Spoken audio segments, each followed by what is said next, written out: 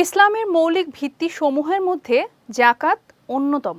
ইসলামে যাকাত আদায় করা ফরজ করা হয়েছে, কারণ এতে সমাজের ধনী ও দরিদ্রের ভেদাভেদ দূর হওয়ার পাশাপাশি বৈষম্যহীন একটি অর্থনৈতিক রাষ্ট্র বিনির্মাণ করা সম্ভব। নুসরাত আহমেদ জানাচ্ছেন বিস্তারিত। যাকাত আরবি শব্দ, যার আবিধানিক অর্থ পবিত্রতা, পরিচ্ছন্নতা ও বৃদ্ধি পাওয়া।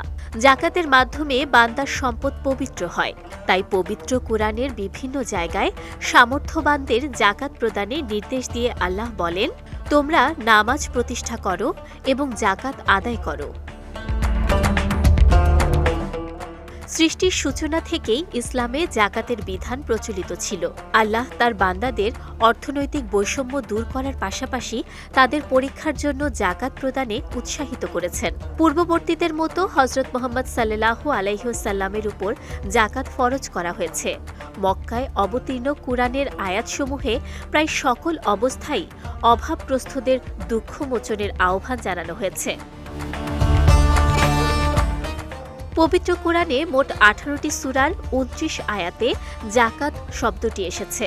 তবে যাকাত সকলের উপর ফরজ নয়। স্বাধীন, প্রাপ্তবয়স্ক ও সম্পদশালী মুসলমানদের উপরই কেবল যাকাত ফরজ। এক্ষেত্রে কিছু শর্ত রয়েছে। ১.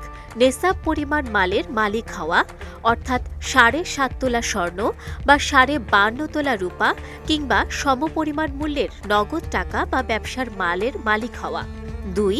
মুসলমান হওয়া, কারণ কাফেরের উপর যাকাত ফরজ নয়। ৩. প্রাপ্তবয়স্ক হওয়া। ৪. জ্ঞানী ও বিবেক সম্পন্ন হওয়া। ৫. নেসাব পরিমাণ মালের উপর 1 বছর অতিবাহিত হওয়া। ৬. মাল বর্ধনশীল হওয়া। ৭. স্বাধীন বা মুক্ত হওয়া, কারণ দাস দাসীর উপর যাকাত ফরজ নয়।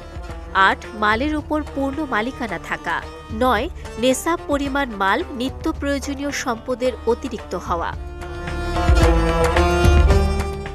তবে নির্ধারিত খাতে যথাযথভাবে যাকাত প্রদান না করলে তা আদায় হয় না। যাকাতের খাত নির্ধারণ স্বয়ং আল্লাহ করেছেন। সূরা তওবায় যাকাতের 8টি খাতের কথা উল্লেখ করে বলা হয়েছে, যাকাত তো সেসব লোকেরই জন্য যারা অভাবগ্রস্ত, নিতান্ত নিঃস্ব, যারা তা সংগ্রহ করে আনে, যাদের অন্তরসমূহকে ইসলামের প্রতি আকৃষ্ট করা হয়, কৃতদাস মুক্তির ক্ষেত্রে, ঋণগ্রস্তদের জন্য, আল্লাহর পথে এবং মুসাফিরদের জন্য।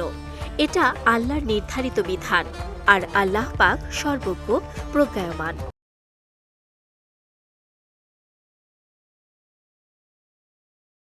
যাকাত ধনীদের দয়া বা অনুগ্রহ নয়, যাকাত গরিবের অধিকার। তাই পরকালের কঠিন শাস্তি থেকে মুক্তি ও আল্লাহর নৈকট্য লাভের আশায় যথাযথভাবে যাকাত আদায় করা জরুরি। একইভাবে রাষ্ট্রীয়ভাবে যাকাত আদায়ের পাশাপাশি অন্যকে যাকাত দানে উৎসাহিত করা উচিত, কারণ যাকাত আদায়ের মাধ্যমে অর্থনৈতিকভাবে একটি বৈষম্যহীন সমাজ বিনির্মাণ সম্ভব। বিজয় টিভি নিউজ ডেস্ক।